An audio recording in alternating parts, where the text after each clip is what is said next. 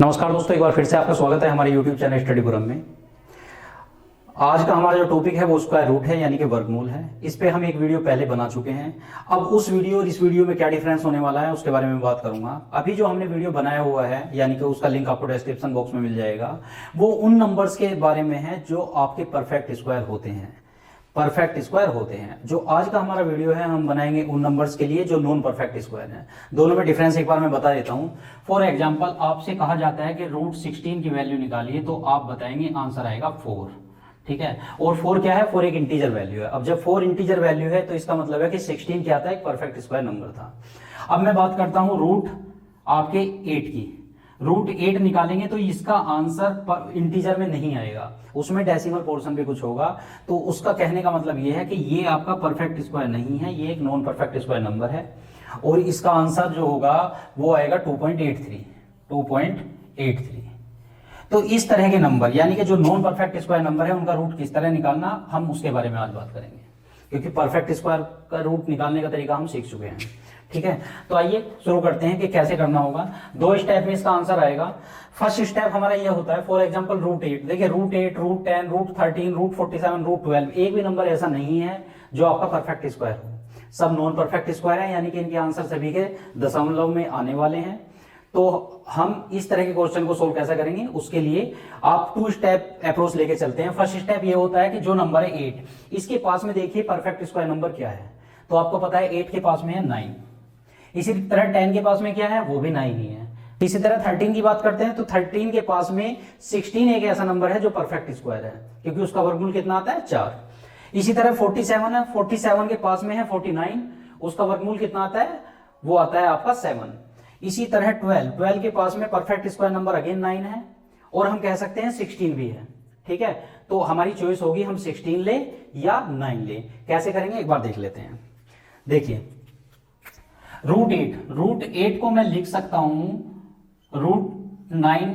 देखिए, 8 के पास में जो परफेक्ट स्क्वायर नंबर है क्या है? 9 है, तो मैंने 9 लिखा। अब चूंकि यहां 8 था तो इस पूरे को भी 8 बनाने के लिए 9 में से एक यदि मैं घटा दूंगा तो ये 8 बन जाएगा, यानी कि दोनों टर्म मेरी बराबर है। इसी तरह मैं बात करता हूं रूट 10 की। तो रूट 10 के केस में क्या होगा? अगेन 10 के पास में जो परफेक्ट स्क्वायर नंबर है वो क्या है? 9। आपने 9 लिया, ठीक है, और 9 लेने पे अब चूंकि यहां 10 था और यहां भी 10 बनाना पड़ेगा, तो आप क्या करेंगे? 9 + 1। देखिए, यहां भी 10 हो चुका है। इसी तरह नेक्स्ट कितना है? 13 है आपका। तो 13 के पास में क्या है?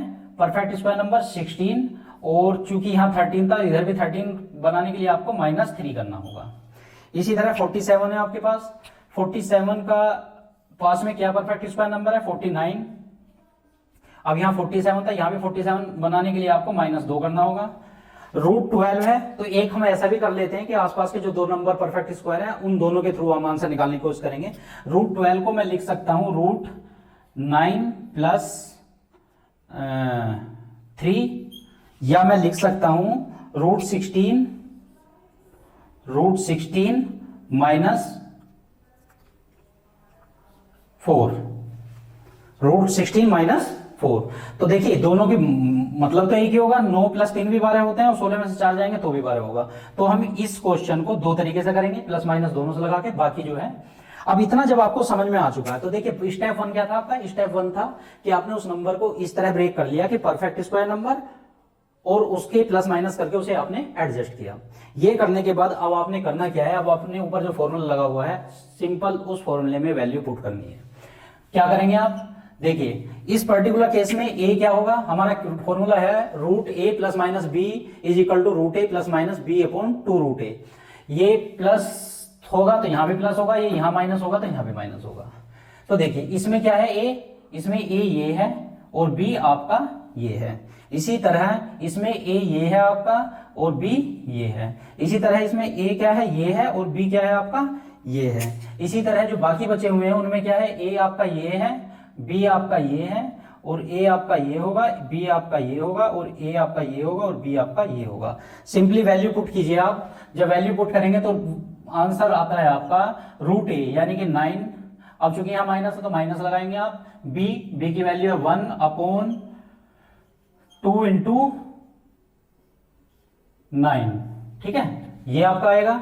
जब आप इसे सोल्व करेंगे तो ये सोल्व करने पे आएगा आपका 3 माइनस 1/6, ठीक है। और इसका आंसर आपका आ जाएगा 2.83। आप कैलकुलेशन कर लेंगे, 2.83 इसका आंसर आने वाला है, ठीक है। 3 में से -1/6 करेंगे तो आपका 2.83। अब बात करते हैं इसकी, इसके लिए आपका क्या होगा, अगेन रूट ए क्या है आपका 9। अब चूंकि यहां प्लस है तो प्लस लेंगे, b यानी 1/2 इंटू रूट ए यानी कि 9। आंसर आ गया आपका 3 प्लस 1 इसका 3 इंटू 2 यानी कि 6। 1/6 की वैल्यू क्या आती है, 0.6 आती है, तो आंसर आ गया आपका 3.16। अब देख लेते हैं इस नेक्स्ट क्वेश्चन में इसे किस तरह करना है। इसके लिए क्या करेंगे, अगेन रूट ए यानी कि 16 माइनस है यहाँ पे -3 यानी कि b/2 इंटू रूट 16। इसे जब आप करेंगे तो आपका आंसर आएगा 4 माइनस 3/8, ठीक है। ये आ जाएगा आपका 29/8। इसे डिवाइड करेंगे तो आंसर आएगा इसका आपका 3.625 इसका आंसर आ जाएगा।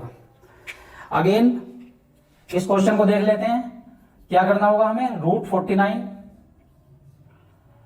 माइनस है b यानी कि 2/2 इंटू √49। इसका होगा आपका 7 माइनस 2/14, ठीक है। ये 1/7 आ जाएगा। ये टोटल हम जब करेंगे तो हमारा आ जाएगा 48/7 और 7×42 और 8 6.8 इसका आंसर आपका आ जाएगा इसलिए उसका।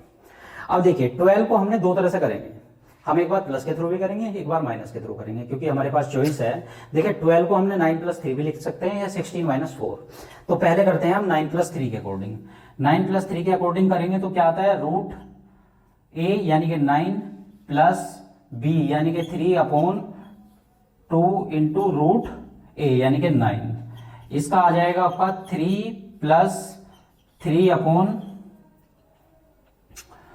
इंटू 3 यानी कि आपका आ जाएगा 3 + 1/2। इसका मतलब क्या, 3.5 आंसर आ गया।